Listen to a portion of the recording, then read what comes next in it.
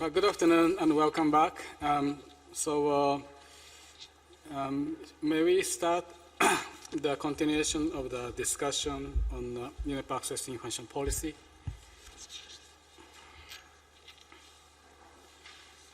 This afternoon, we would like to have a discussion on latter part of the policy that is about the handling of procedures. And that includes a section on request for information, review and appeal process, and access to information panel.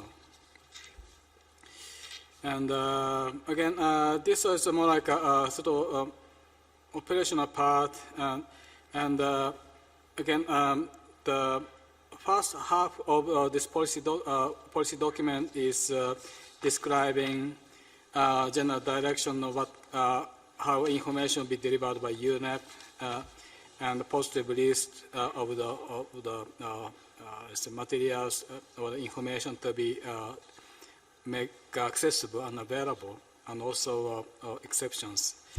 This one is the latter part of the sections that we're going to discuss deal with more of, let's say, administration of this policy itself. And as I mentioned, Access to Information Desk has been operational in the Division of Communication Public Information, and there's a particular officer assigned for the task. So when those requests sent under this Access to Information policy, that will go to that person in particular. Then that the individual will coordinate within the UNEP to get the information so that the information will be made available. And this process is dealing with dissemination of information, particularly when the requester couldn't find the information on the website. So it's a second step. And because usual scenario is if someone couldn't, let's say, find information on the website, and if that person knows someone within secretariat to ask information, normally like a bilateral so communication might happen and information be shared in that aspect. So that means it's not always necessary having this track of using this Access to Information Desk to seek information in case information is not available or not found on the website as such.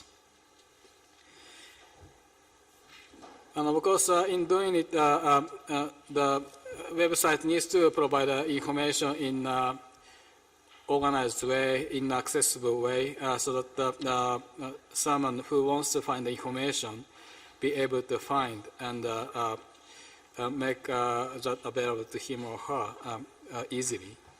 And if that doesn't happen, then it's one part, if not available in website, that's one issue that we need to probably get some further efforts under this arrangement. But also it's possibly a matter of how the organization of the information is made on the website as well. So again, given the comments this morning, I will get this information comments back to my colleagues who handles the website issue. And currently, now we operate. We have 3 requests, and request means like that request should have indicated that request is seeking information under UNEP access to information policy in a deliberate way. So that's how it counted. But with how the number of seeking information under policy, if we show that way, maybe we need to also look into how like access, like website having accessed by number, and those additional sort of data may need to be sort of considered. So we need to think about as a secretariat, the access to information under this policy and with articulation that the request is one issue. And for the monitoring purpose, it's necessary to have that data. But also, it shouldn't deter any dissemination of information that we normally do in various ways. With regard to review and appeal process, currently the policy hasn't been operational over a year. In fact, it's less than 1 year put in place, and we placed this policy as a sort of provisional policy, and currently it's an interim period for implementation. So in fact, we hadn't come to the quite a time for review as such, and appeal processes hadn't occurred yet. Well, that doesn't mean that it might it doesn't happen in the future, but it's a sort of process. It has not been utilized, I would say. And given also the provisional sort of a period of implementation of policy, again, we have this description and the provision for setting up as a panel, but this is still something in work in progress. So this is a sort of general overview of what's the current status of those handling procedures. But getting back to the point of if this policy describes an inadequate way of a procedure for handling the information, and your comments be most welcome on those issues. Some of the comments we received, for instance, particularly on the review and appeal process, and a number of comments referring to this process, and particularly having also combined with panel, and whether it's adequate to have just the UNEP personnel reviewing this, not with the participation outsider. And when we developed this issue, we observed example of what other organizations are doing or put in place in the policy. And initial sort of a thought was we probably need to learn as a process. So eventually it might afford to have a bit of an elaborated process, but in the beginning, also giving the sort of resource implications for establishing something that not quite budgeted yet that time for having like a person outside of the secretariat. This policy currently, as it described, have this internal composition of the UNEP staff member serving in the panel as such. So that is the background of having this. And again, this entire sort of policy itself need to be regularly reviewed and as necessary also updated. So the procedure itself also needs to be, let's say, be seen as a kind of evolving nature. And as we operate this policy, we need to learn, and as necessary, we may need to revise it. So I stop here, and I try to capture some of the comments and concerns I've seen in the comments, but I would sort of appreciate also further comments, and I know lots of comments on those sections. So the floor is open.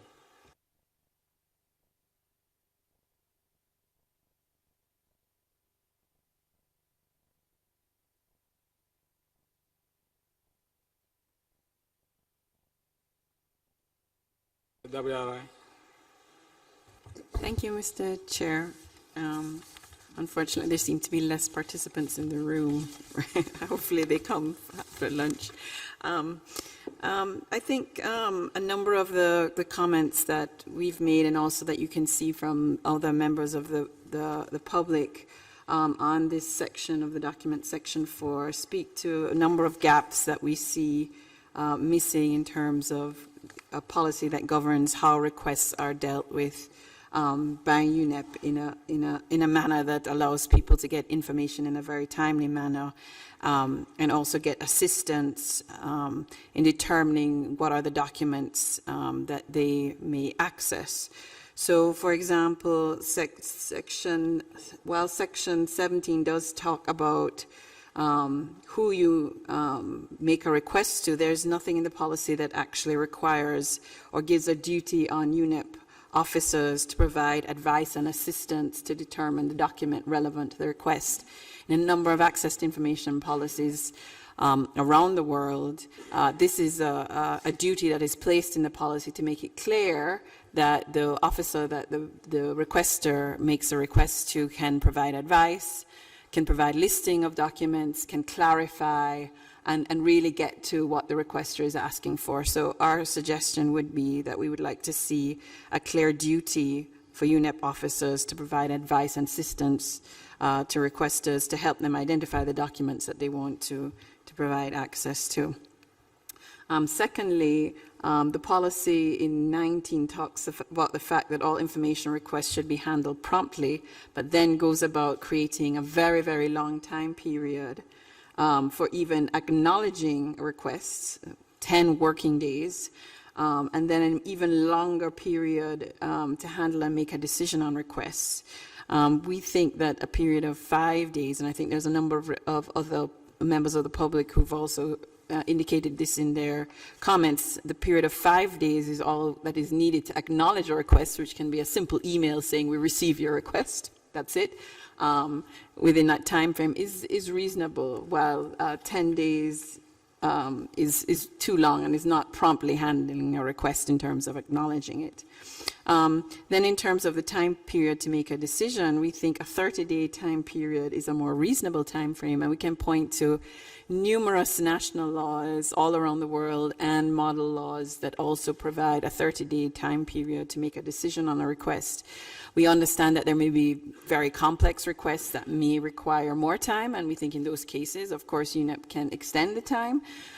Providing reasons why they are extending the time frame would be a more reasonable approach in this policy. With that said, we understand that if you give yourself 60 days, then most people will not wait around to receive that information in such a long time. So we think it needs to be really clear that there's up to 30 days to be able to respond to a request. In addition, this policy allows UNEP to charge a fee, it says, for material and labor costs, while most access to information policies that are progressive recognize that information should be provided free of charge, except to the extent that people want access to photocopies of a document where they can be charged a reasonable fee for photocopying, and that material and labor costs in particular would put this out of the range of most people who would want access to information to be able to pay for the labor of UNEP staff to gather documents. I think is very unreasonable if people are going to actually use this policy. There's also a query as to whether or not the policy could provide even more timely access to information for civil society or journalists who need information in an even more timely manner. I know that in the US they do have in their Freedom of Information law a provision that allows for more timely access to information, especially for journalists in the public interest where this is required. So that is something that UNEP should consider in terms of their policy, and it should be stated explicitly in the policy that all electronic information would be provided free of cost. I think that is a fair way to ensure that people understand that there are very little barriers for them to receive information. And I think the delegate from the EU rightly said that in most laws and also conventions that deal with access to information, there are provisions for severance. So where you release information that can be released, and you exempt or delete the exempted part, but release the rest. We think a separate section on severance is needed. Right now, it's very muddled. You have section 20 that talks about partial or wholly deny a request, but doesn't really create a clear duty for UNEP officers to make a decision whether parts of a document are exempt and the rest should be released, and that needs to be really clear in the policy so that it actually happens. Many governments have learned over the number of years that is actually one of the more the better ways to approach access to information, to look at a document and you see where the harm lies in page 3 of a contract, and you delete that part, but you release the rest that talks about the parties and why the contract was put in place and how much it's for. So it's very important that a specific provision on severance is put in place. Also, I would like to bring to your attention the comments from the ARHO Secretariat, where they've specifically asked for the deletion of 20C, which talks about frivolous request. If the request in the judgment of UNEP appears to be frivolous, in such cases, UNEP's response may only be signed by a division director. We would really also agree with the ARHO Secretariat. We don't think it's appropriate for UNEP to just decide that something is frivolous on no grounds. Most access information policies, I think even the UK's, requires that there is either that the request in such a way will exceed the resources of the agency to be able to deliver in such, and has been put in such a way that there is a clear understanding of an excessive demand on an agency rather than just a general requirement that you can determine any request is frivolous. So we think that needs to also be deleted as well. I would definitely agree with that approach. Lastly, I think that it would be a good provision. It would be good to have within the policy clear rules about disclosing the nature of requests that have been made and granted, and have provisions in the policy that talk about UNEP's need to put those documents which it has released on a website, and also provide information about what requests have been made. As David had said, I think earlier, have a tracking mechanism that indicates how many requests have been made, how many have been released, how many have been appealed. That's a very important process to understand whether the policy is working. And it would be very good in this implementation year to also give us access to that information currently, to let us know what is happening with UNEP's policy. As David said, in many countries, when you first have this policy, people don't view requests that they normally get for information under the policy, and therefore there are no rights of appeal. There are no clear ways that decisions are being made. It would be very unfortunate if this policy, already being in effect, there are requests that are being made that should be made under this policy that are just being treated in a different way. So that's very concerning, and so it would be really, really important to start a tracking mechanism now to make it clear that requests for information will be dealt with under this policy, whether or not you say I'm requesting information under UNEP's access to information policy or not. At least in the interim, to try and get a clear handle on how many requests UNEP really gets for information. I think that would be a better way to treat this interim period. While I can understand why you might want to require a reference to access to information policy once that you have a final policy, I think that it would be very important to really get a sense of how many requests you do get now, because I doubt UNEP only has 3 requests for information a year. It's just impossible to believe that is the case. So I think that it would be good to see how the interim policies is being put in place to really get a sense of what happens after when we have a policy that is finalized. I think I'll stop there and allow others to join in, and I may take the floor again. Thank you, Mr. Chair.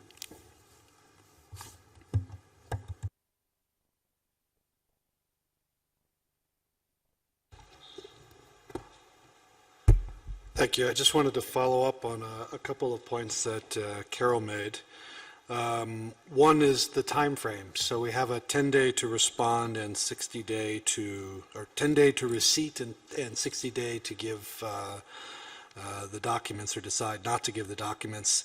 And I thought it'd be useful to compare that with other international UN bodies that have them, have the time frame. So UNDP, ILO, and UNICEF, it's all 30 days. And and the IFAD is 10 days to actually give documents. So as you can see, those are all equally, if not more complex UN bodies that manage to respond in a more timely manner. So it would be much, I think it would be, you know, in your all's interest to have that somewhat similar. On the issue of fees, yes, most laws do allow a charge for material costs, Xeroxing, media, or whatever, but the issue of labor is particularly concerning because, for instance, a request is made, and this is something that's specifically more or less denied under UK law. They've done it in a bit of an unusual way, but so if somebody makes a request and the official doesn't feel like answering the request, they say, well, we have to give it to our lawyers, and our lawyers charge $500 an hour to look at it, and then suddenly the request, even if it's just for one-page document, suddenly becomes unacceptable because it's been given to the lawyers. So definitely more a focus on that. And on the issue more generally, there's no exemptions for people who can't afford it. So the very communities, poor communities that you want to make sure have access, there needs to be some measures to be able to waive what fees there are for those. And that's something that is in almost every law or fee regime around the world, India, the UK, US, whatever. It's something that's very common to make sure that the people that can't afford it don't lose their rights just because they can't afford copying costs, for instance. On the issue of frivolous, I was doing a training a couple weeks ago for local officials in Turkey, and this became the most heated discussion we had. These were officials in Istanbul from all the local councils within Istanbul. And there were people who worked for the planning commissions, there were people who worked in the parks, there were people who worked, I think there was even a dog catcher there or something like that. It was a very diverse group. And this sort of attitude came up and was sort of repeated until we had a real discussion on it oh yes, people should know there should be limits on what people should ask for. Like there was an implication that the officials knew what was appropriate to ask for and what wasn't appropriate to ask for. And that comes out in the issue of frivolous. So the example somebody gave was, somebody wanted to know about the flowers, why we planted a particular flowers there. And okay, on its face, something about flowers is pretty frivolous, but I pointed out to them that what if the flowers was really a question about who got the contract to put in those flowers? You know, which cousin of which public official got large amounts of money to put all the new flower beds in? Or a question about whether the flowers were poisonous or not to either children or animals or so on. So, you know, frivolous is a very vague phrase. Now, in the UK, there is an exemption, but it's called vexatious or repeated requests. And this is different from the issue of costs. So you can have a request that's very burdensome, and there might be reasons to deny it on the grounds that the agency can't do anything because it's spending all its time making copies. But that is a different issue than whether something is vexatious or repeated, which means that somebody keeps asking for the same information or asks for information in a way that's designed to annoy, harass, and disrupt an agency rather than just that it's too burdensome on them or that it's, in their own minds, not important enough to make a request for. And there's quite a detailed test under UK law that looks into the burden, but the motive also, the harassment, the history, and so on. So this is quite a detailed thing that has been, looked at. So just to say frivolous is a very vague thing that doesn't necessarily help. And then when you compound that with having an appeals process that is only really an internal appeals process, if something's already been signed by the division director, the appeals process people are probably not going to feel very confident in overriding their opinion because they might be underneath them. So there's an issue there of how you make the appeals process work when it's somebody that high level who does something. I think I want to talk also a bit about the sort of public knowledge about the access policy. So I looked briefly on the UNEP website, and I was glad to see that the policy is actually on the front page at the moment. That was good. But of course, when you click on it, you just go to the policy itself. You get no context or anything else about it. But if you look at, say, what EBRD, the European Bank for Reconstruction and Development, does, or what the U.S. government does, or what a lot of other international institutions do, or IFIs, you go to about the access to information policy, and it gives in common language description of what it is first, rather than throwing somebody right into a very complex legal document. And on top of that, you can have links to the reports on how it's been working, but also equally to links to the databases. So the policy says some stuff might be in databases or so on, but it would be very useful to have links to those databases so you know where to look better. Give people a bit of guidance to help them see if the document or information they're looking for is already available. So that would also make it easier for the institution itself to not have to respond to some of the requests because the information would be easy enough to find. And that could be done as part of the access to information policy. Now, last, on the issue of whether to require a reference to the law or not. If we look at access to information as a fundamental human right, just because you don't know how to quite say it, use the magic words, you shouldn't lose that right to use it. But in a sort of practical sense, most places you don't need to. So, for instance, in the UK, my wife is a governor of my children's school. So that means she's one of the people that's sort of legally responsible for the school. And when they found out after she was elected governor that she knew about freedom of information, they made her basically the freedom of information governor. So she looked, and I looked with her at what the policy said, and it was not the greatest policy in the world. But then when she went, and they were, eager to improve it. So once we got around to helping them improve it, we went back to the director of the school and asked him, how it was being used. He's like, "Oh, we've never gotten a request." But then when we asked him, well, don't teachers get questions about agendas? Don't administrators get questions about policies? Don't auditors or whoever, accountants, get questions about spending and all that? And they're like, yes, of course. They couldn't recognize that these were freedom of information requests under UK law that had been received and had been answered, but they didn't need the magic. Nobody used the magic, this is a request under the Freedom of Information Act, which is good practice for people to use. But if you're just asking for something, you don't necessarily go that far. We're not, well, I am, but not the entire world are lawyers.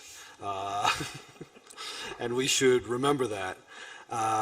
And similar to that is, of course, going back to the issue that was talked about before, is the issue of languages. How do we, the policy and the description of how to use the policy really should be in more than just English. It needs to be in multiple languages. And once, I guess, there's a final one, that will be taken care of. But right now, it appears to just be in English, and a very difficult English at that. So, there's something there about how it could be improved. And that might improve the awareness and use of the law, along with the use of the databases and so on. Oh, and I should also say with the, if you have this landing page for the Freedom of Information, that could also include those documents that you are affirmatively publishing, so that if those are documents you think people want on a regular basis, they'll have an easy place to find them also, along with wherever else they might reside on the site. Thanks. Oops. Okay, thank you very much. Just, okay, in the European Union, please. Thank you very much.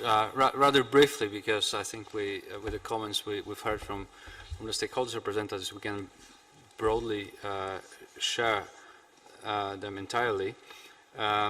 Just perhaps in the context of the implementation of the Aarhus Convention in the EU, just to give you the examples of some practices. With regard to the timelines, that was also our concern with regard to the proposed timelines in the policy. In the EU, according to the directive implementing the Aarhus Convention, the member states are obliged to respond within 30 days, and the regulation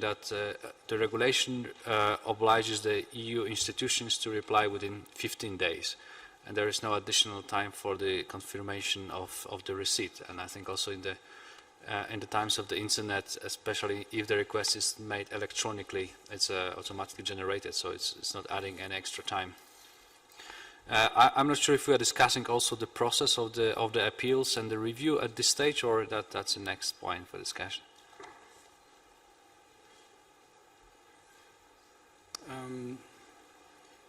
Here, yeah, maybe we can perhaps cover all of it together. So,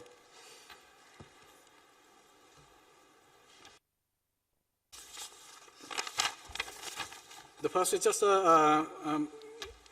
of a reaction. Thank you very much for the comments, and also internally when we were developing this policy, also we had a discussion on how many days we need to get at least the response, initial response, and how many days we may need to actually get the real information processed and get back to the requester. And I think we need to also discuss again how practically we can do. One point we discuss about is like, in fact, kind of human resource issue, because we have a designated officials who acts as a access information desk right now in the Division of Communication Public Information. But, and that is not the sole job for that person. In fact, that function is in addition to what that person normally does. So that gives actually the limits of managing the time for that person, staff member, to basically deliver on top of what the person needs to perform in the usual sort of day-to-day obligations. That person is also asked to handle this task as well. So probably if we have like a 100% dedicated person, we can have a further commitment of like a, let's say, rapid response, and also like a more tailor-made sort of reaction. But the situation is like that. So again, we want to have go step by step instead of having a perfect system from the beginning. And that is also the consideration we had in the beginning of how many days we may need to have concerning other tasks that a person normally has.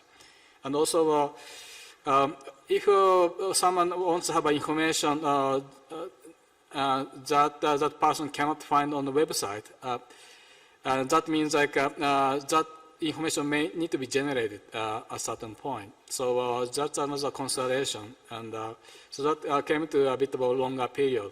But I think I will get back this comment to the colleagues and how we address this in the policy. And if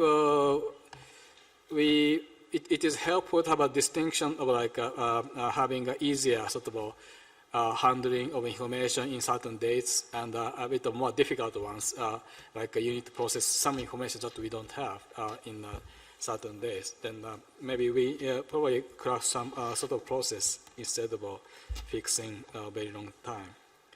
But the comments are much appreciated, I think, in regards to existing practice.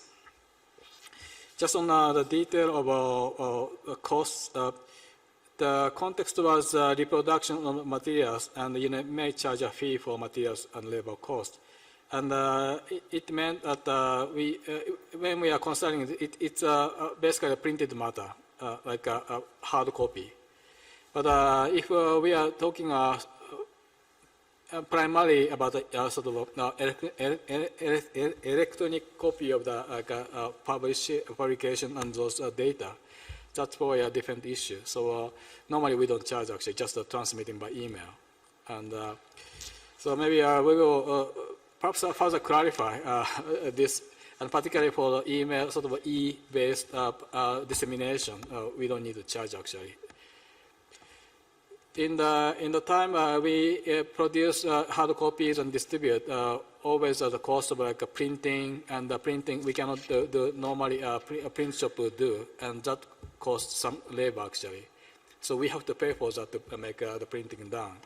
So that is also the context, but maybe we can update here, particularly in the quite normal probably situation that most often that we will be distributing materials in e-based sort of format, not on hard copy. So we work on it, I think, to have it. On the comments of particularly on the frivolous and those issues, again, we want to think about how best. And again, we want to follow the best practice on this. So let us review on those issues. So that is probably the information I can share on the first section. Then may I invite, okay, WRI? Thank you, Mr. Chair. Just to note that I think from the comments from the government of Norway and also from the governments of, I think it is Canada, both of them made reference to the fact that they suggest that UNEP policy be consistent with that of other UN bodies, such as UNICEF, UN Population Fund, and we heard UNDP as well, that says that requests will be handled within 30 calendar days. While it is clear that adopting an access to information policy will require persons within UNEP to have additional duties, that is the practice in almost every country that I've ever worked with in terms of implementation. Most governments don't have a separate budget to drive their access to information program.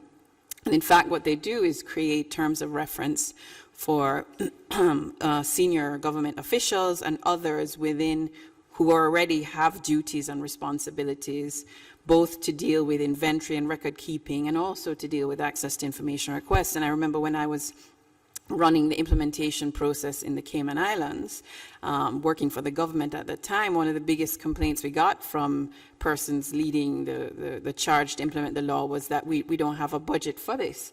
And what we had to do was to make a determined effort to identify those officers who would be able to carry on these duties and to do them in a progressive way. It was put within their terms of reference as a requirement for their job, and that they would be tracked in terms of their performance to it, recognizing that there was just no budget in addition to have separate information officers. And I believe that is the case for almost all the governments that I've ever worked with, that they have to make the determination, the commitment to get the policy implemented, or the law in that case implemented, is to assign specific people to have those duties and responsibilities. So I think that it would be good to go back and for UNEP to reconsider whether the 30-day, which is a standard across the UN, is something that can be met with a provision that it can be extended where there are complex or large requests with such complexity that require an extension. But it would be very disappointing if UNEP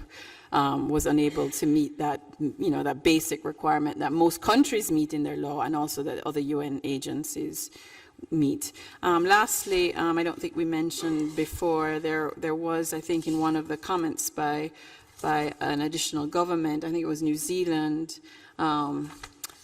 they did indicate that, actually it wasn't New Zealand, it was Norway, they did indicate that they thought within this section of the document it would be important to have as part of the policy something that said that information should be provided in the form that it's requested. So for example, if I make a request for access to a database that you have on water quality, and I would like it in an electronic form, that UNEP would provide it in the electronic form that I requested it in, and it's not there currently.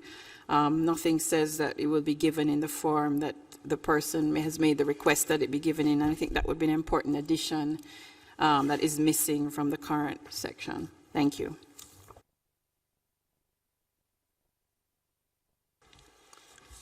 Thank you.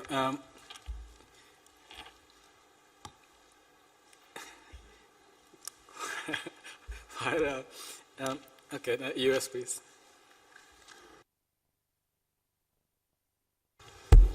Thank you, and sorry for coming late this afternoon. I was trying to scare up an expert back in Washington, but couldn't find anyone. It was a bit too early, and then sorry for drifting off in that direction.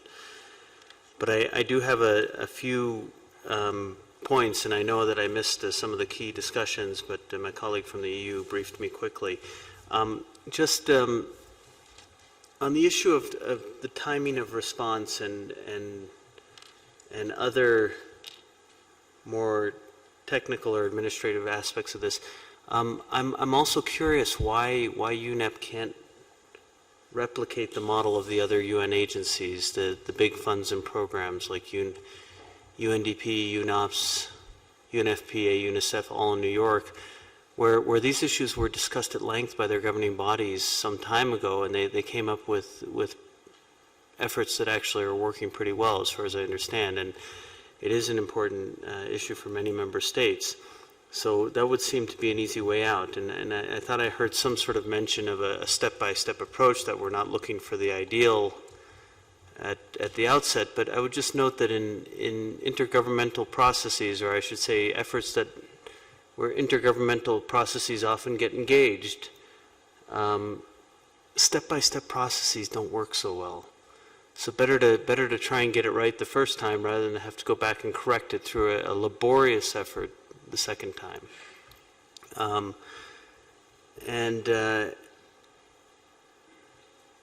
Again, I very much hope that we still have some opportunity to comment, because this is a very important issue, and it's becoming even more important in my own mind as we listen to the very excellent comments that we're getting from some of the real experts in the room, the stakeholders who've been working on these issues and following them for some time. So I hope we have that opportunity to still provide comments, and then I hope we do have another session where we do hear the Secretariat's views on some of the comments, and not just sort of the structure of what's been proposed, but an actual dialogue with the Secretariat on what it's thinking in terms of the specific comments. I think that'll be critical. Thanks. Thank you. Just on the latter part of the process, yes, we will have an additional sort of period for receiving comments, so there'll be an opportunity. And after the session, I think we will provide some sort of analytical document to just particularly respond to the particular sort of common comments that we hear here, and also the in written comments, because obviously that would help actually for you to further consider all those aspects of how in the future the policy will be developed.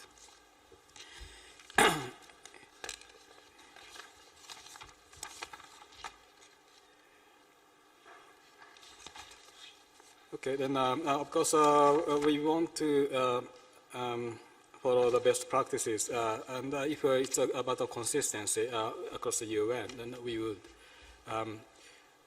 Only actually a handful of organizations in the UN has this policy, not all of it. And particularly the UN Secretariat has quite different sort of guidance on handling like sensitive information and others, not quite the policy as such. But we will look around and try to see some best practice and how we can implement.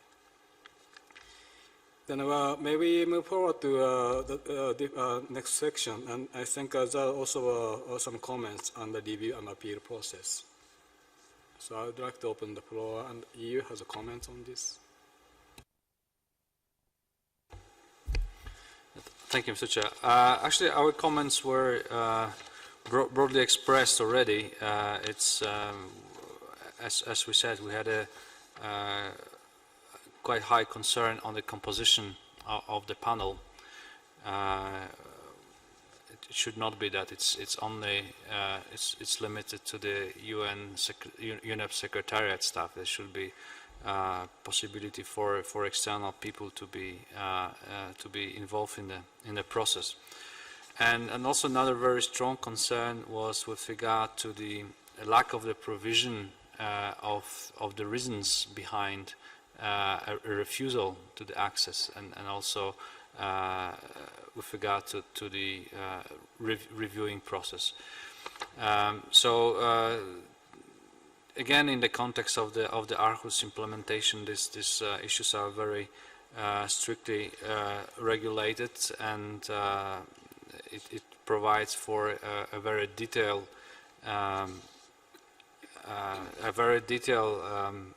provision of reasoning behind a refusal of the access to information, as well as, importantly, provision of the guidelines to the applicant of what is the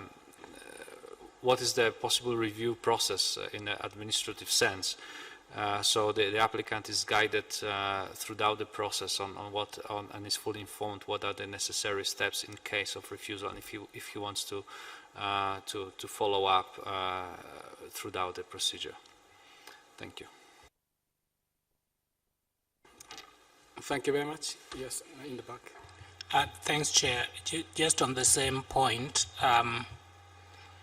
I think it also demonstrates a bit of lack of good draftsmanship in the sense that we are talking about a panel which has not even been established in the document. Ordinarily, I think you wish or would need to handle that by, first of all, setting up the panel, that UNEP has got this panel or has established this panel which will deal or for this particular purpose. Then outline the functions of the panel. As it is communicated now in the policy, it is all jumbled up, because you find one part talking about something it does, and then another part something that is related to that, and it is not coherent at all. The ordinary way, or the best good drafting practice, is to set up the panel, set up a criteria for selection, which I agree with the last speaker, that you need to set out a criteria which should not include just UNEP staff. But even if you are to still have UNEP staff, at least indicate the offices that will be represented in that panel.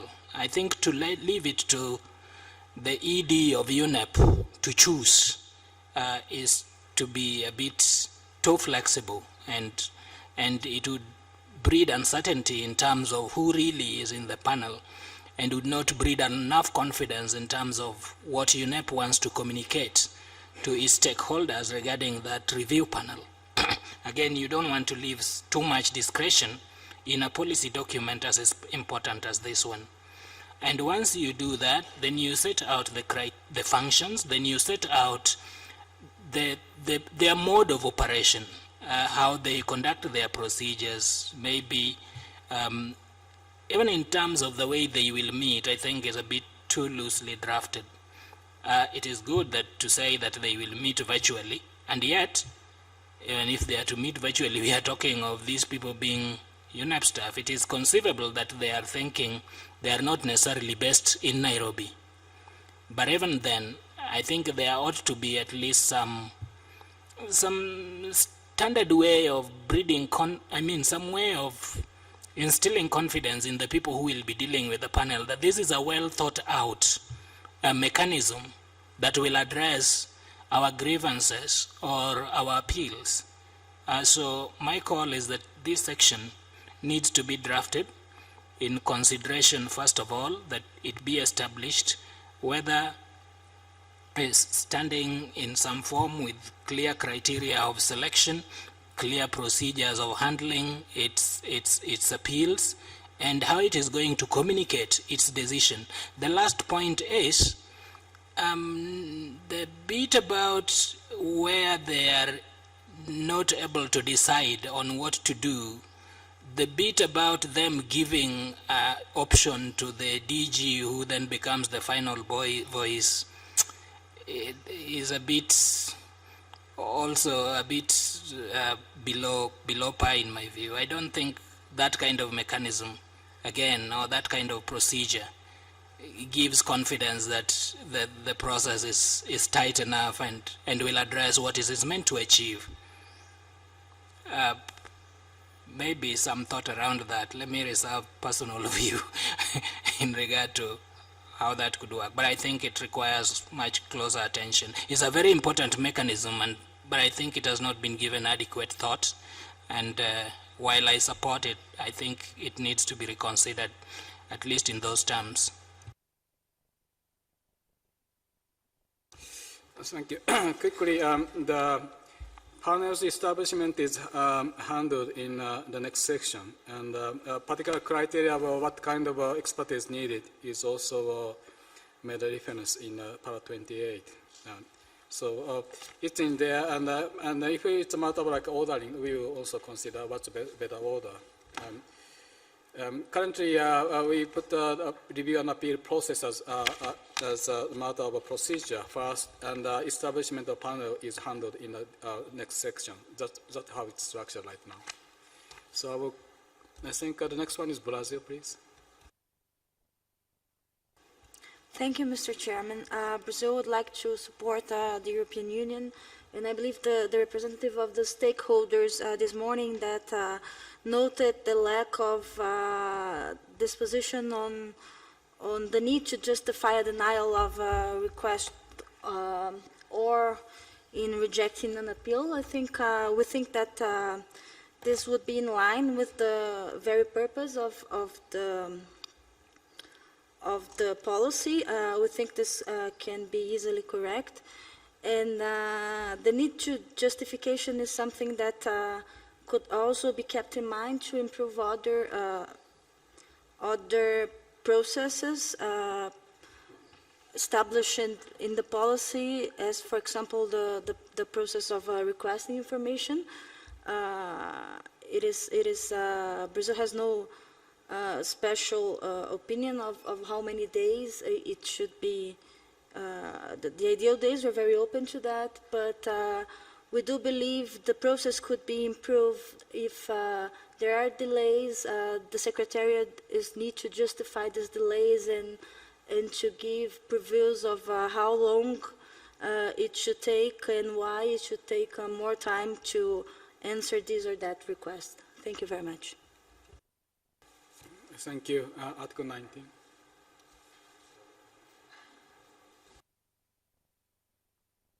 Thank you. I wanted to point out two other bits, or reiterate two other bits. The bit about the thing that was just expressed by Brazil about the need to justify requests, I think it's very important. That belongs more in the section 20, as Article 21 or something. But to compound that as a problem in Article 21, it puts the burden on the person who makes an appeal to justify why they want the appeal. And that seems to sort of undermine the entire premise of the policy, which is that the information should be open in the first place. This is now making them, it appears, maybe just bad drafting, but the way it's currently drafted, I read it as providing reasons for the appeal, so they have to justify why, whereas it should be the burden of the body to explain why they didn't and why the appeal should not be overridden either on harm test or public interest test or whatever other reasons.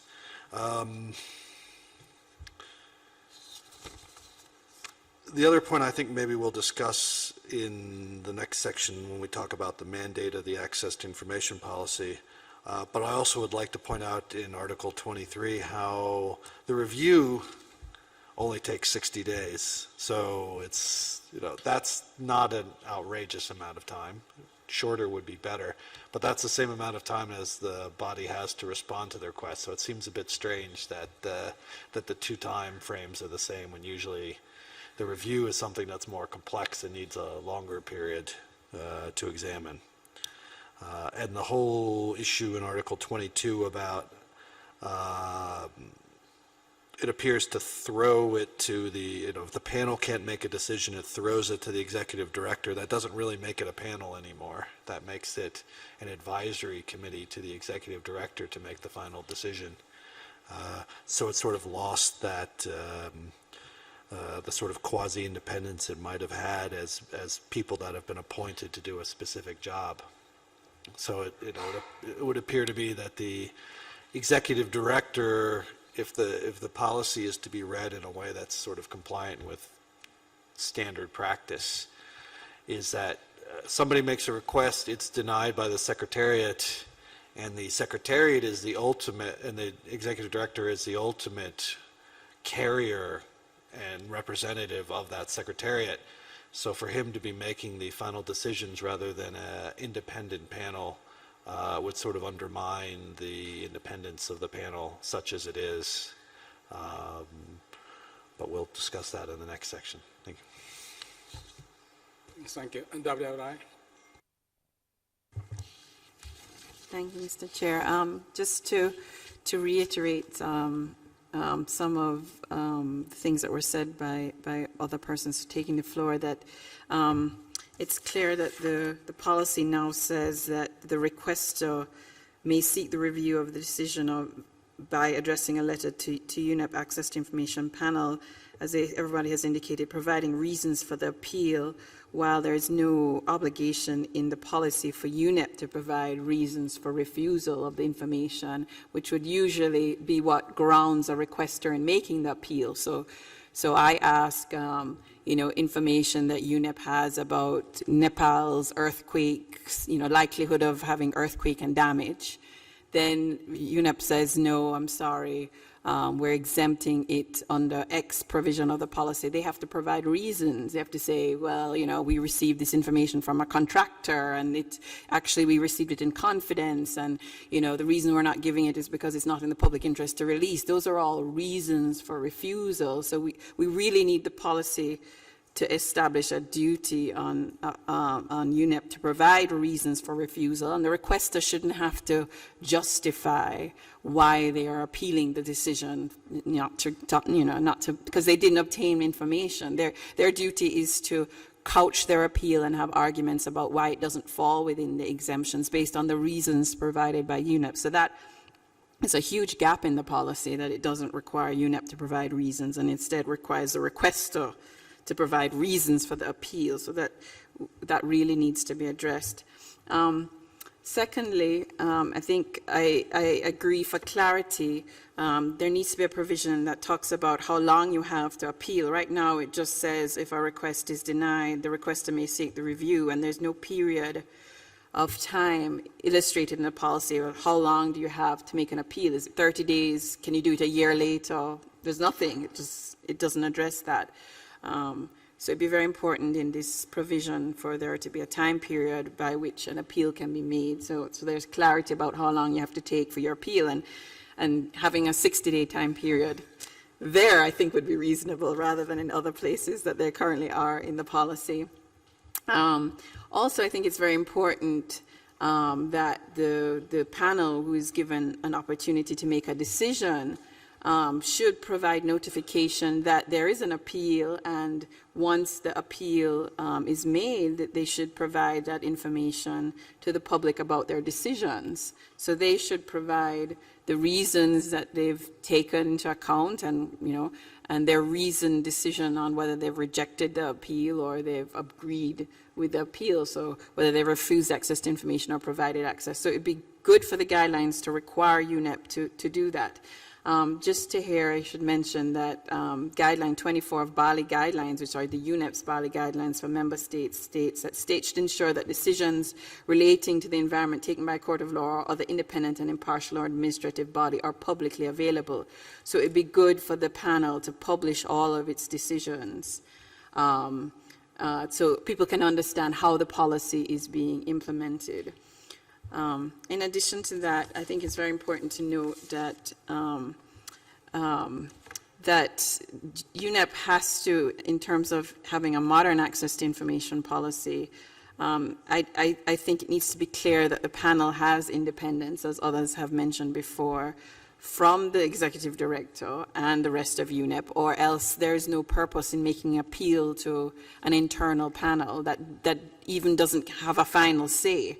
Then to me that creates a lot of bureaucratic work for a panel, which in the end will not get a final say in many cases, and the case will have to go to the executive director.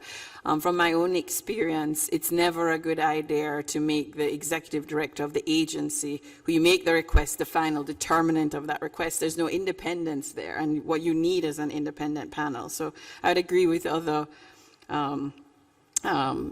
speakers here today that it would be important that the panel be the final say and not to have it referenced to the executive director, because that undermines their authority.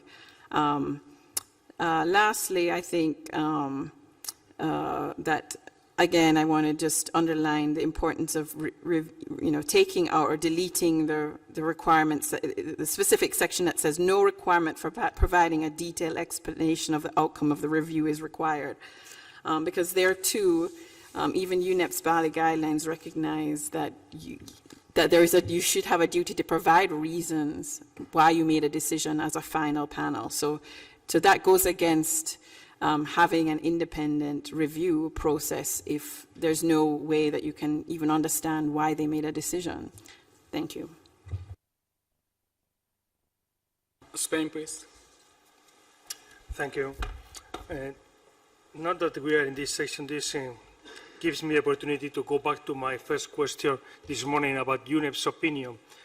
I have been listening the whole morning and this part of the afternoon. I think the document is quite confused. You're confusing UNEP's opinion with UNEP's secretariat. One thing is UNEP's opinion as an intergovernmental body, and that's UNEP who makes the decision, makes the opinion, or the CPR, any other body. And another thing is UNEP's secretariat's opinion. So don't confuse things, and that's something that has to be clarified here. In this case, it looks like that this panel that is will be composed by professional staff. I understand that means P-level staff. P-level staff cannot provide UNEP's opinion. As much, they can make an indication what UNEP's secretariat wants to do, but not UNEP's opinion. So I think this section has to be revised. I agree with my EU colleague that it has to be broadened. This is an intergovernmental body. This is more than UNEP Secretariat staff. And perhaps this has to be rethink more deeply and more slowly. Please don't confuse UNEP's opinion with UNEP Secretariat. And I agree that sometimes the ED is not the appropriate person to make the final decisions. So I propose to rethink the whole thing, but also the whole paper, identifying what is UNEP Secretariat's position and what is UNEP's opinion. And remember that UNEP is an intergovernmental body composed by 196 countries now. Thank you. Thank you. Particularly on that point, this policy is issued as a secretariat policy, issued by the executive director. And that is also clarified in the governing council decision. This is not something for the intergovernmental negotiation or for the member states. And that's why I said in the morning that UNEP staff members let's say, obliged to comply with these guidelines as a secretariat directive issued by the executive director. But it doesn't have a binding effect beyond the secretariat. So if the reference to UNEP confuses, it's true that the UNEP is composed of a secretariat and also the governing body and the fund. So we can clarify it's secretariat to clarify that. I think it's true that your comments is very pertinent, and we shouldn't mix the intergovernmental process and the member states' opinion versus the secretariat opinion, also the secretariat directives, as intended to be addressed by this policy. So thank you for the comments. We clarify that point. Yes. Thanks again, Chair. Just to revisit something I said, 3 things.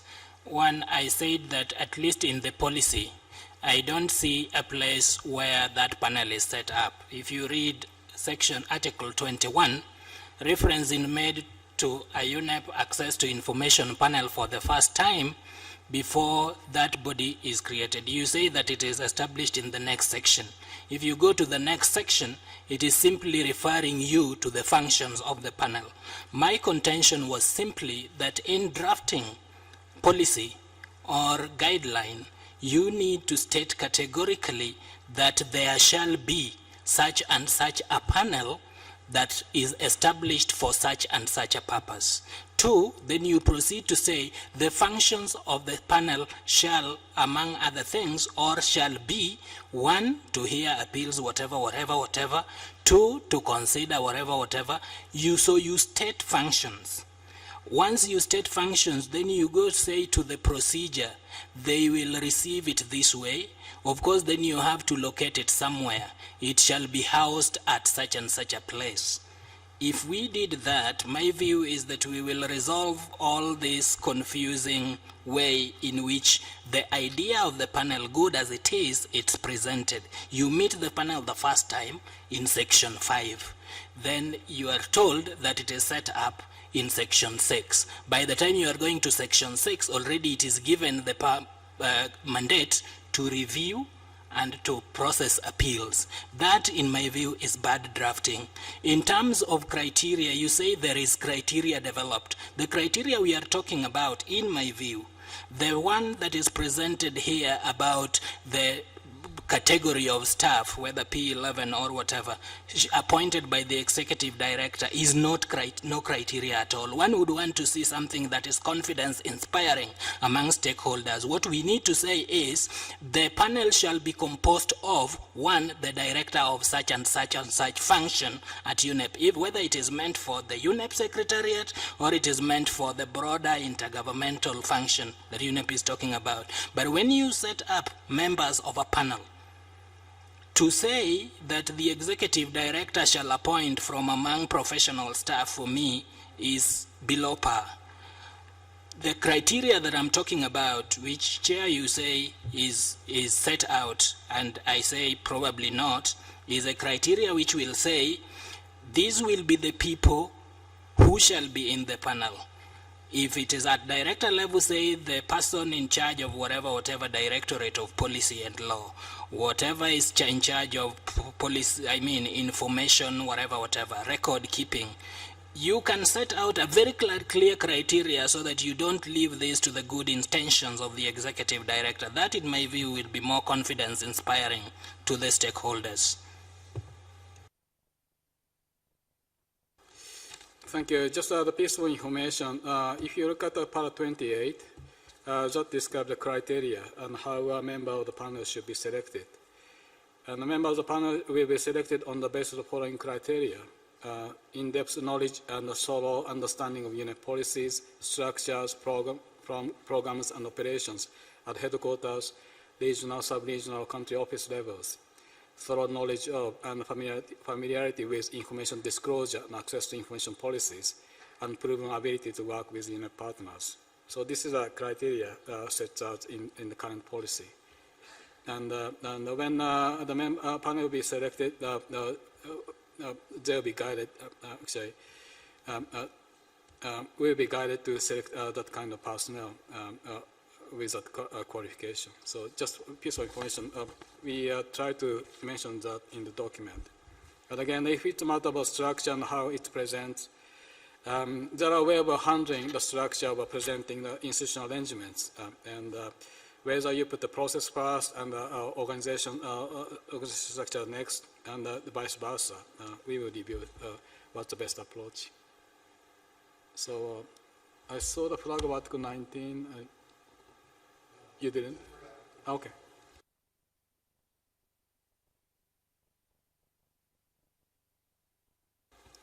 And just with regard to the issue of independent panel or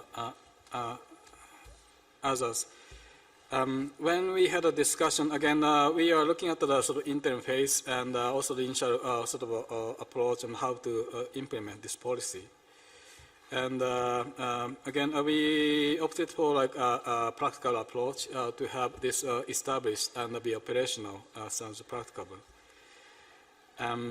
Because I know that there are examples of like a World Bank, for example, policy that establishes independent sort of panel. But we thought about how UNEP panel should be operating in this context, and probably in theory, if you are concerning like a kind of adjudication and sort of make a judgment against a dispute, then it probably makes sense to have a sort of outside person. We have it as a UNEP secretariat when we have like a dispute with a third party, and we ask for example, International Court of Justice to appoint someone to become an arbitrator, and we have like an arbitration. That could happen. That involves a third party and independence, but it's like a dispute settlement. We didn't think this panel as a kind of adjudicating quasi-judicial mechanism. We didn't think that way. We rather try to see the panel operating in administering the policy as such. And understand the point that if you have the person or UNEP, and eventually every person is working for UNEP, how can you expect that independence of opinion? I see your point. So that's sort of a bit of probably a bit difficult part on how then we can make sure that this could happen. For example, we have like a quasi sort of autonomous function like auditors and also like evaluation office. That serves as a quite autonomous office and who do not report anyone but to the executive director. So it's a fairly independent but still under the authority of the executive director. That is a structure. And we thought about that kind of a sort of expectation to have this panel, also composed of the UNEP personnel. Those group wouldn't report anyone in the structure, but rather accountable to the executive director only. So that there's, let's say, autonomy in terms of like operating this procedure. Again, it's not like a quasi sort of mechanism for independent expert group. It's just different from other model. But that's how we came about the idea of having this panel in this current format. Certainly, I'll bring this message back with my colleagues. But also looking at let's say, sort of practical sort of implication of how we can go along when we have this the panel actually with the participation as someone outside of Secretariat to make a judgment on like a disclosure of information withheld by the Secretariat. One potential sort of a legal issue I can think of is like all UN employees from top to bottom are bound by the regulation. That is that we are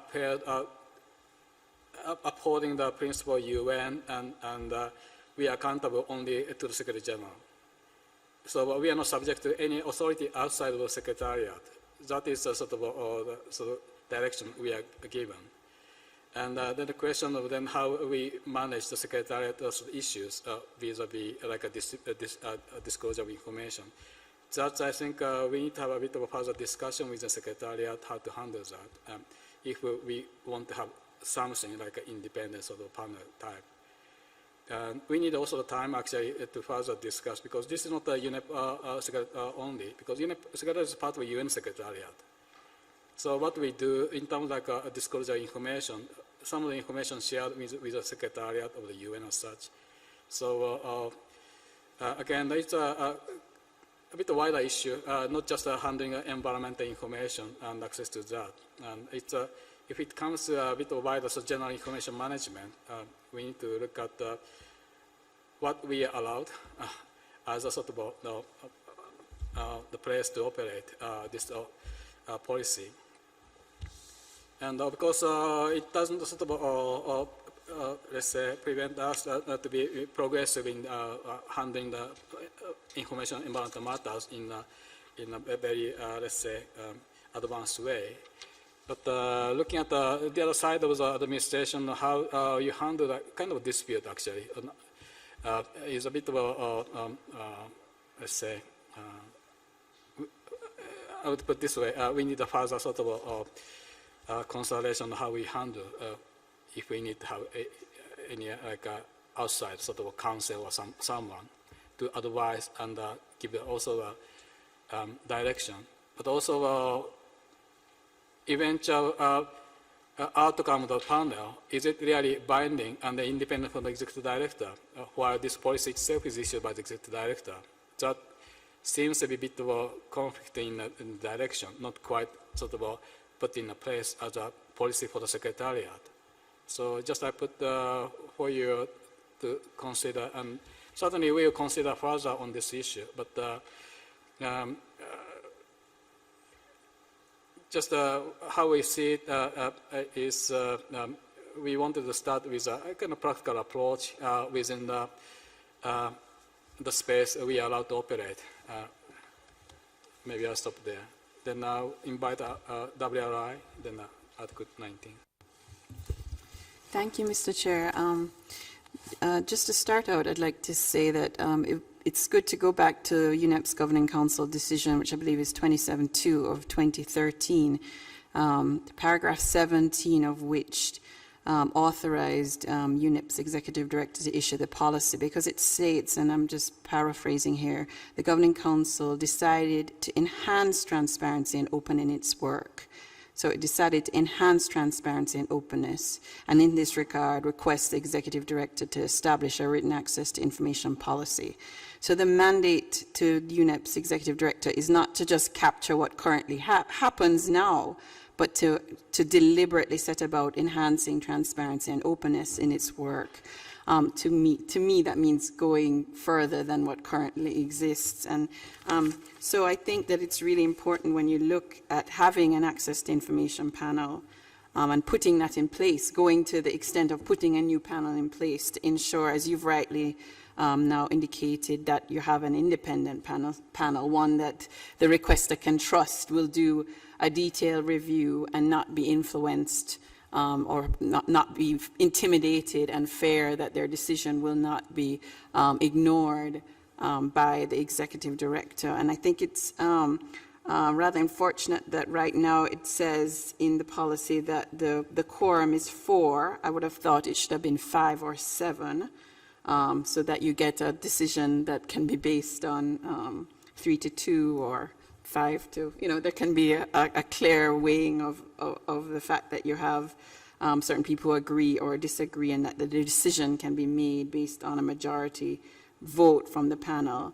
In addition, I think it's very important to note that the panel, to be independent, I agree with what you said a while ago, it should have experts who don't come from UNEP, and there should be in the section a clear methodology or clear method to appoint these members, and to indicate what are the requirements that these members have to be appointed. So indicating that they have expertise in this area, that they have either worked in the area before, have knowledge of access to information policies, I think is really critical to be established in the policy, specifically in this section. Also, I think what is really important is that they do, as was, I think, said by a colleague earlier on, have clear functions about what requirements they have to do. Do they monitor the entire policy, or as it says here, the panel's mandate is to assist the executive director? What does that mean? It's not really clear. If the panel's mandate is to monitor the policy, they would have specific functions and things that they would require members of staff to report to them, as opposed to if it's the executive director's determination that he is to monitor the policy. And also, I think it's very important that the panel, to be seen to be independent, has to ensure that there is, as in other policies, including the World Bank and the Asian Development Bank policies, have a clear role in terms of how they provide decisions and when they provide decisions, needs to be outlined really clearly and specifically in terms of this policy. Also, they may have to provide guidance on different exemptions, and that should be mentioned somewhere, including what it means to re-examine the policy or provide guidelines or detailed explanations. What does that mean that they have to do, and when do they have to do it by? Is this just a general requirement, or is this specific to a period where the policy is being put in place? It's not clear if all of these provisions will remain after the interim policy ends and the complete policy is adopted. So some clarity on that would be really important. I think I'll stop there. Thank you. Article 19.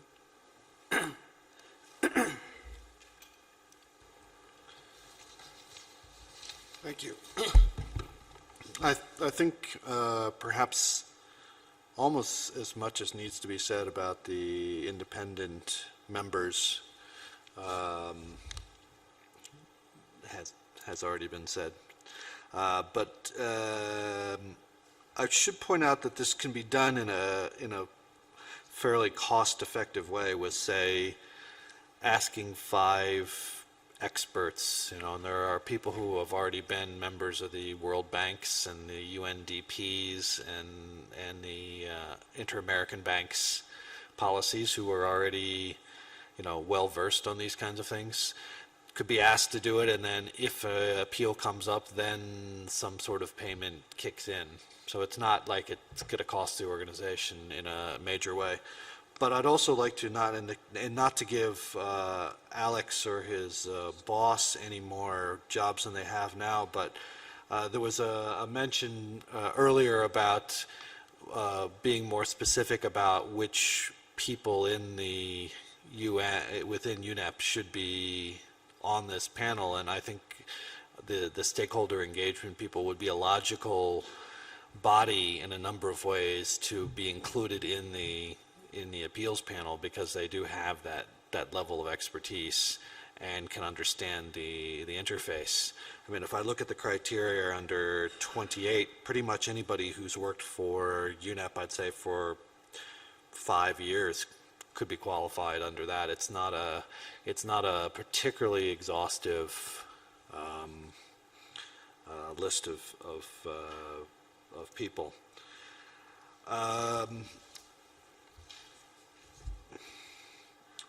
I also like to point out something I think that's positive in it that hasn't particularly been commented on, but I do like the fact that the panel, and I'm not actually sure whether the panel exists, whether the people have been appointed or not, but I like the fact that the panel has this second job where they review the implementation of the policy. I think that's a good thing for panels to do, and that's something that, for instance, the UK Information Commissioner, the Mexican EFI, the Federal Commission for Access to Information, does, and that's to give an outside view on whether the policy is actually working by talking to staff, by looking at requests and how they were responded to and so on. So I think that's an important function that the panel could do, or some sort of internal body could also do with some review that could be more developed and worked on. I think for the particular bit of this section, that's pretty much all I need to say, but I do have some concluding remarks, but I think we'll have some session for that in a minute. All right, then I'll hold it to those. Thank you. Thank you. About the panel, the current status is it has not been formulated. The reason is we have a different actually panel to be established.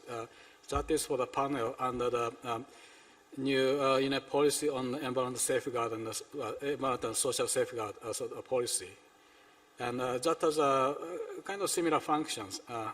And also the composition of the panel be similar. So just currently the work actually consultation going on in the Secretariat for having this panel, and possibly there's no decision yet whether the same people serve for both or not, but it's under consultation. So it's not formally formed yet.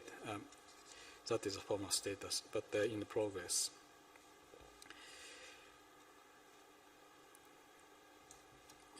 Any other comments on either like sections on review, appeal, or like a panel itself at this moment?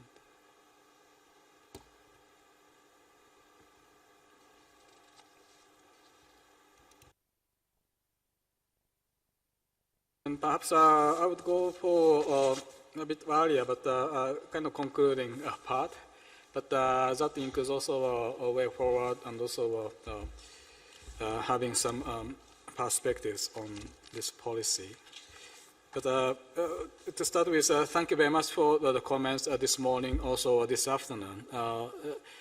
Those comments very helpful, and also it was very helpful to have this conversation that probably couldn't be done by emails, and also the comments written on the website. What we'd like to do is after this dialogue today, we will circulate, try to make it concise. Currently, the comments you saw on the website, if you print and put in a document format, it will be about more than 80 pages, and that's not very readable. So we can try to make a compilation available on the website so that you can see exactly what comments you saw, we received from the various governments and also the major groups as such. But in addition to that, we try to have something like a short analysis of common issues that you described today, and we try to put our sort of response and how we want to see the way forward in regard of those comments. So that will be the next step.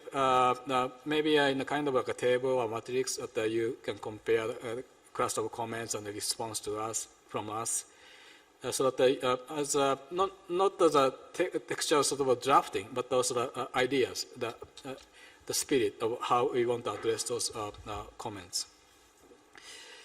Then we will circulate it, and then perhaps we might get the further comments, possibly, and that probably something we may need to think about further around before we, let's say, revise the current policy and finalize it. So that's something as a process I can think of for now. But if you have also suggestions, are welcome at this moment. So I would like to open the floor.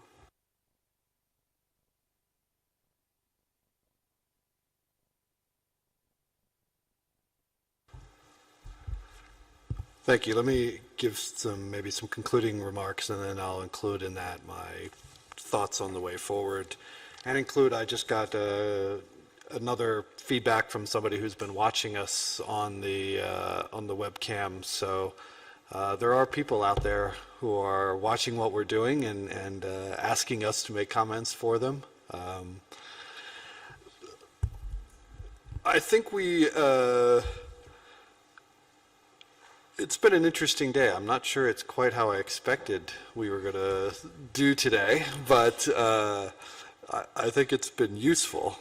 I know we've been perhaps a bit critical, and I hope nobody takes that personally. But it's because we do care about this. We do welcome, we worked hard through through the Rio Plus 20 and then the General Council and so on to see that this would happen. So we have some stakehold in this beyond the usual, perhaps. And so we really do care about it, and we do welcome the fact that it has happened. I think nobody would be shocked to hear me say that it's not the greatest thing so far, but this is an evolutionary process. So nobody comes out of the gate building the perfect device. It evolves over time, and that's something that's happened with freedom of information. That's why every 5 years, the World Bank and all the other international financial institutions have a mandated review of the policy and then make changes to it. And we've seen, since they've now had up to 20 years on those, an evolution over that time. So it wouldn't be nice to achieve perfection on the first shot. We're not expecting it, but we'd like to make sure that this process continues in a way that we are moving that way and get as good as we can possibly get. Because obviously we've had the policy in place for a year, so we're not starting from scratch. We're starting from that and trying to build on that now. I think it might be useful, and I should have mentioned this before, for those of you who haven't seen it, the UN Special Rapporteur on Freedom of Peaceful Assembly and Association, Maina Kiai, who's actually based here in Kenya, did a report to the UN General Assembly last September on the rights of freedom to peaceful assembly and association in the context of multilateral institutions. So a number of us were involved in this. And he came out with some very strong recommendations on stakeholders, and he came out with a particular one on access to information, which I think encapsulates what we're looking, as the principles that we'd like to see based as we move forward on this. And that's, he calls on all multilateral institutions to ensure they have comprehensive and fair access to information policies in place, and that those policies include guarantees of timely and easy access to information and documents, a limited list of specific exemptions, a public interest test, and an independent appeals board. So, I think those are things that we've all said and heard today, and is something to keep in mind as we go forward. Now, what is it that we need to go forward on? And in this, I'd like to quote a colleague of mine who emailed me, because they've been watching this all day. And clearly this is a first step. We were involved earlier when the first one was when the interim one was drafted, and this is something that needs to be moved forward from that. So it's clear that obviously more comments, the comment period needs to be extended, and better communications to people. I think today's session helped quite a bit. A lot of people who didn't know about what was going on now know about it, and so there's clearly an opportunity for delegations and civil society and other intergovernmental organizations with expertise to be able to comment. So clearly some extension and some sort of consideration about how to get better responses from people about that. And then following that, and following whatever compilations and so on, a second draft clearly needs to be out there, but a second draft that's then available for consultation again. Because clearly a lot of people have made substantive comments, and we'd be quite keen to see how those are taken into account, and why, if some of them weren't chosen, why they weren't taken into account. This is pretty standard practice. If you look at, for instance, the EBRD's consultation process, they held a series of consultations in different countries, and then they issued documents afterwards summarizing what happened at those consultations, and then they issued a new draft, and then in the new draft, they explained why they hadn't or had chosen certain things over others. So it's pretty standard practice. And then with the second draft, some further comment period. So I know this doesn't make things particularly fast, but you have a policy in place, so there's not a crush to get a policy into place. And if you were to adopt the policy as it's written now, it's not going to change anything. So why don't we spend a little bit of time going through, looking at it one more time, listening to some more people, incorporating that, seeing how that works out, and then move forward and, you know, have something done by the end of the year, which seemed to me to be a not particularly time-pressing way of getting this done in a reasonable way. And also, I'd like to thank the Secretariat for inviting me to be able to spend my time giving constructive but critical comments. I think it shows a broadness of welcomeness to openness that is very welcome. And thank you very much. Cheers. Thank you. Then there's a flag in the back.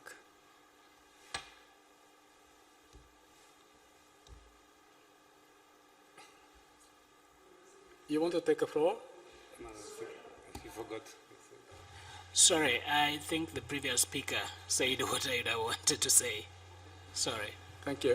WRI, please. Thank you, Mr. Chair.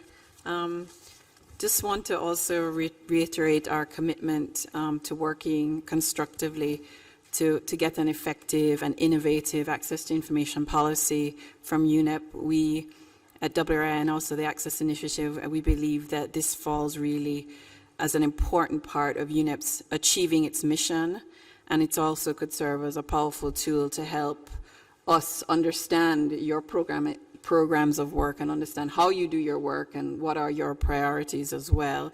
And it's not just us, it's government officials, the private sector. All of us really need to understand more about how UNEP takes on its work, how it spends its money, and with universal membership, I think it becomes more and more important for this to be an innovative policy. The fact that UNEP works on climate change, disasters, ecosystem management, chemicals and waste, this is a huge mandate, and we believe that UNEP does both collection of information critical to achieving some of what's in UNEP's own mandate, but also that it has to ensure that the public moves along with it in understanding why decisions are being made, and that UNEP can really be a leader in this regard. So we really have a commitment to work to get a really effective policy. I also want to admit that, yes, I think some of my comments have been pretty critical. I think they are justifiably so. I really had hoped after getting the mandate to put in place this policy that we would have one of the most innovative policies that the international institutions have put in place, because UNEP has such a repository of environmental information, but also because of its mandate.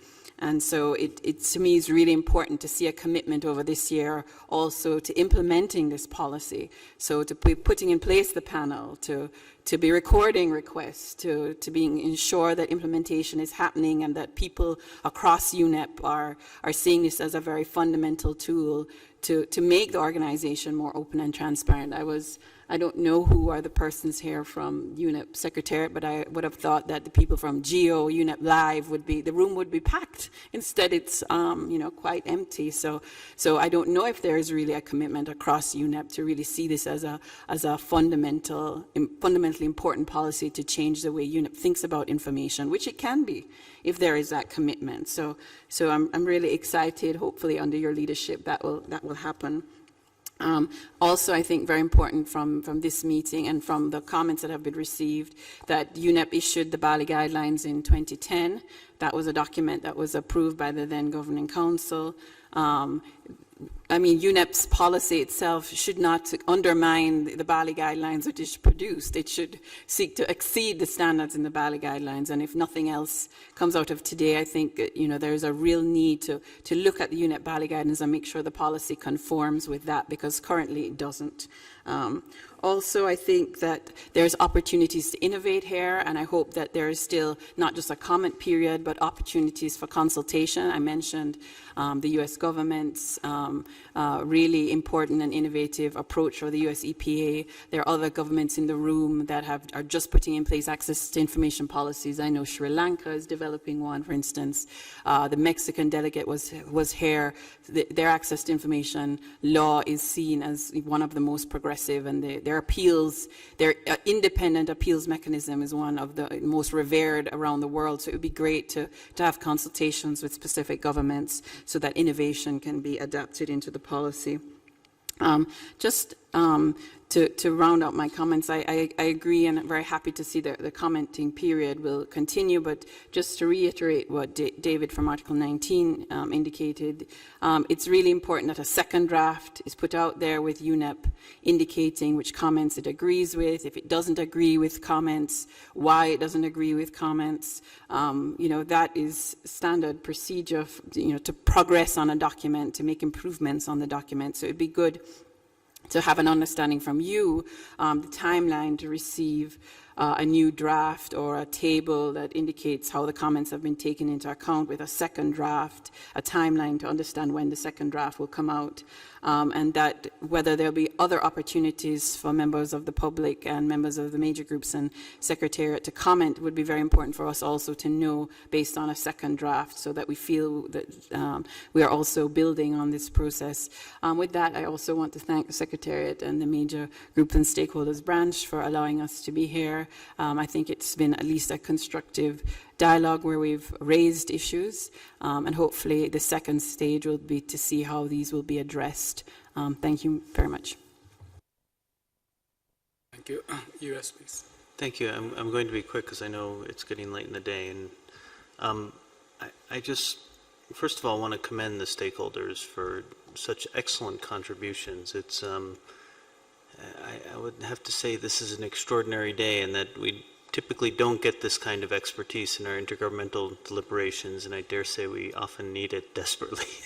But thank you so much, all those who made contributions. I just want to pick up on one point that was just mentioned, that this idea of a second draft. I don't think we should be afraid to be bold in the second draft, and there was some talk about restructuring and getting things in a better order, getting it better organized. I don't think you should be too scared about going back to the drawing board and coming up with something that if necessary, instead of just sort of fiddling with the existing draft, actually coming up with a new second draft that addresses many of the very sensible concerns that I heard today, and I do think that we will need a second discussion, a second comment period, probably on that next draft. That there's just too many issues that have been raised already that are important, that need to be further considered. I think both by the Secretariat, but also by member states and stakeholders. So I would very much support that process as a way forward. Thank you. Thank you, EU. Please. Thank you, and indeed I would like to join in thanking the Secretariat for organizing this meeting. It was a very important meeting, but particularly to the participants in the meeting and in particular the stakeholders. I fully share the appreciation of the US representatives. That was a great input to our joint thinking. I'm glad that the UNEP Secretariat is finding this meeting useful. Some others also share this view. Personally, I also find useful some further clarifications on details. The meeting could have been more efficient if it was better prepared. Unfortunately, we had a lot of repetitions of comments that have been put on the website. Nevertheless, some further details could be heard today. But where we stand now is actually a situation that we have a lot of material for UNEP Secretariat to move on with the process, and also the time is precious, and our original timeline was June this year to have the review of the policy, so seems like we are a little bit delayed at least.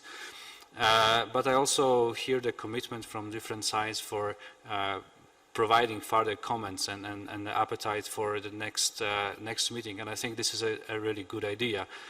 But not to lose the momentum, I think also the idea of the second draft is actually a good one, because there is not much sense of going ahead with the current draft, where we had a lot of very important comments both on the substance as well as on the structuring of the document and better drafting comments. So I also personally support the suggestion of going to the second draft and providing for additional comments on the revised documents, and which should be built on the discussion we had today and all the comments received so far, and hopefully also some further comments in the next, I suggest, relatively short additional time for commenting. Thank you very much. Thank you. Belgium? Thank you very much. And yeah, I would like to add my voice to the US and the EU in all of this, including on commending and congratulating our friends, stakeholders, for their invaluable expert input today. In terms of the timelines, I would just like to add, I mean, my colleague from the EU already mentioned the June deadline that we committed ourselves to through the UNEA decision. Of course, indeed, I mean, we can go quite some while with stakeholders in saying that timing might not, or keeping to that strict timeline might not be of the essence, given the work that is ahead and given the fact that there is some existing policy in place provisionally.